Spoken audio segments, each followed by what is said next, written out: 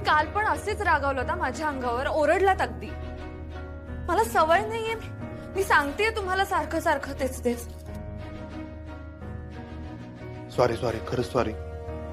माफ करा तुम्ही मला मास्तरीन बाई. आमच्याकडे ना माफी मागायला खरं तर दंडवतच घालतात. मी एक काम करतो, मी आधी उठाबशा काढतो म्हणून मी दंडवत घालतो. चूक मोठी शिक्षा मोठी. आमच्यामुळे तुमच्या डोळ्यात काल पाणी आलं.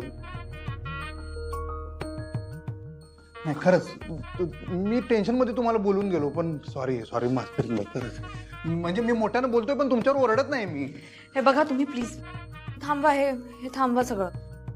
आणि आता इथून पुढे आपण हळू आवाजात बोलू. हा एकदम हळू आवाजात आपण इथनं पुढे बोलूया. पण तुम्ही मला माफ तर करा आधी. माफी द्या. पण मी रागावलेच नाहीये तुमच्या. नाही रागवलंय तुम्ही, नाहीतर मग आतापर्यंत तुम्ही माफी दिली असती मास्तरीन बाई. सॉरी की. ठीक आहे थांबा थांबा, मी केलं माफ तुम्हाला. आदिपती, अरे कुठे आहेस तू? हा इथं बाहेर आम्ही दोघं वरांड्यात आहे. मी पण इथेच आहे, मास्तरीन बाई बी इथं. हा बर बर.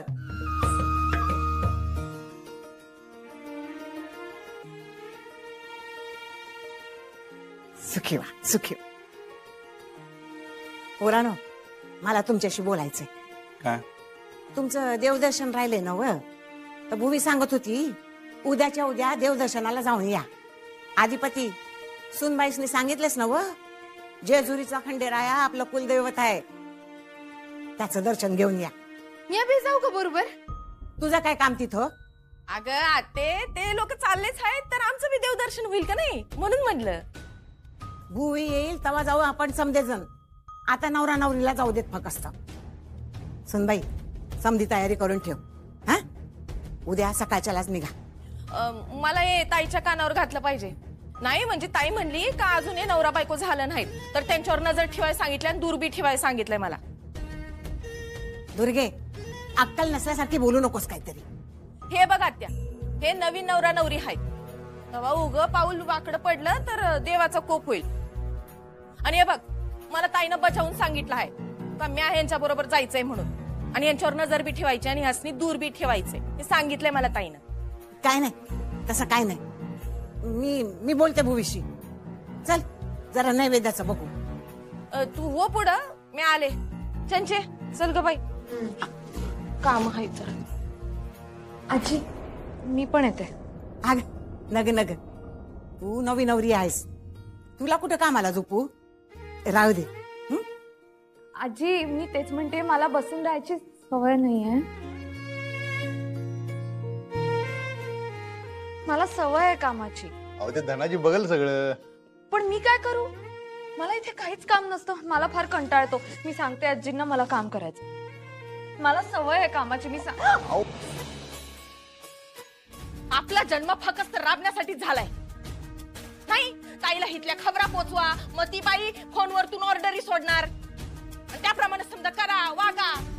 आता काय, आता बसा फक्त काम करत. मम्मी तूच कर काम, मला नाही जमणार. ऐ, देवदर्शनाला जाणार आहे तर तयारी तर करावी लागेल का नाही? चल, आत्याचा डोळा चुकवून आले म्या. देवदर्शनाला कसे जातात ना तेच बघते म्या.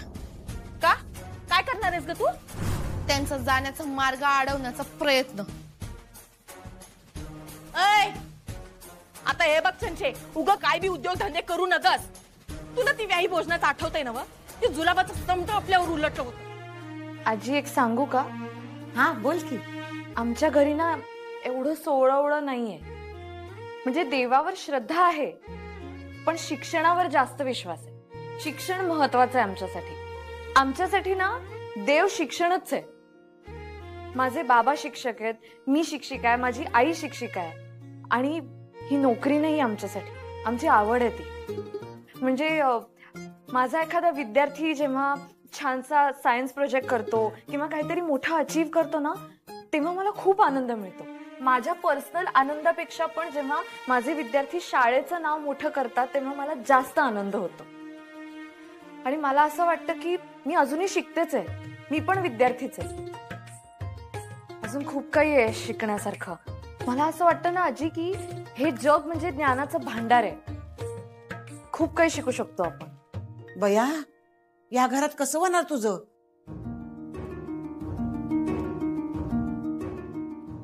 नाही म्हणजे या घरात देव देव जास्त आहे ना. आणि शिक्षणाबद्दल म्हणशील तर तुला ठावच आहे काय आहे ते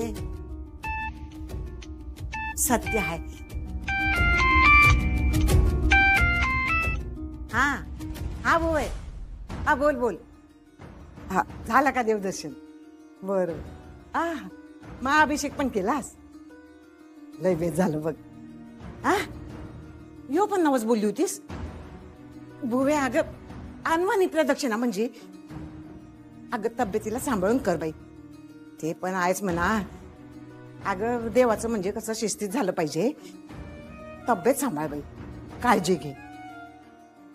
वय वय उद्या निघतील की दोघं? काय आता दुर्गी कशाला? भुवे अगं जातील की दोघं. भुवे मला हे तुझं काय पटत नाही बघ. हा हा पण आता काय एवढं दुर्गीला नाही अक्कल. तू पण ना पुढे.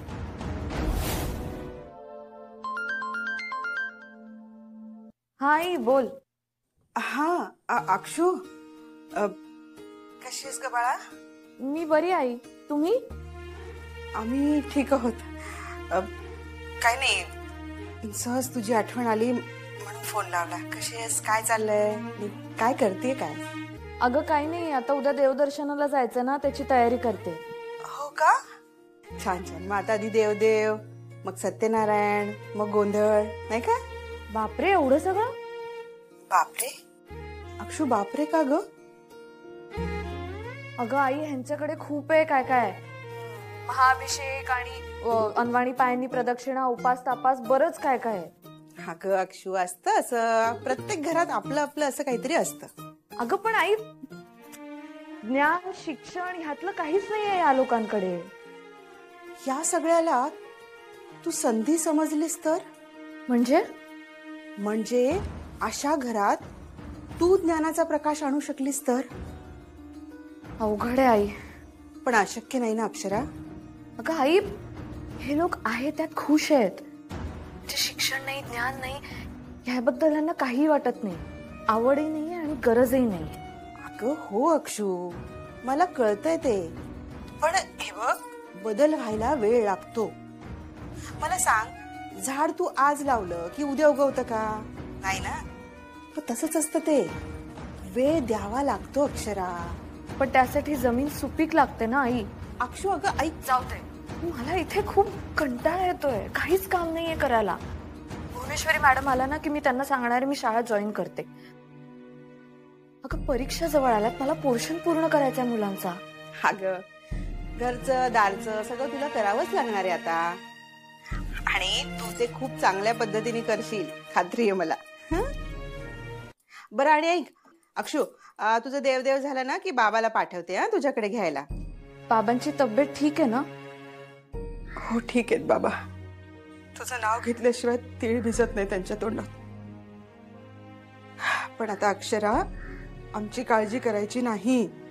आता ते घर तुझं आहे ना, तू सगळी तिकडची काळजी करायचीस बाळा. हो आई. हा आणि अक्षू, आमच्याकडून नारळ फोड देवाला आणि देणगी पण दे. हा मी पैसे पाठवायला सांगते यांना तुझ्याकडे, ठीक आहे? अगं पैसे आहेत माझ्याकडे. अगं ते सूर्यवंशींचे पैसे झाले. आम्ही तुझं माहेर आहोत की नाही, मग माहेरची देणगी वेगळी असते बाळा. आई काहीतरीच काय.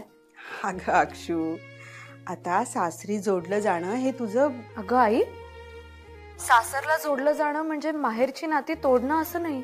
माहेरची नाती जपून मी सासरची नवी नाती निर्माण करूच शकते ना. बरं ग बाई, कर तू तसं, ठीक आहे?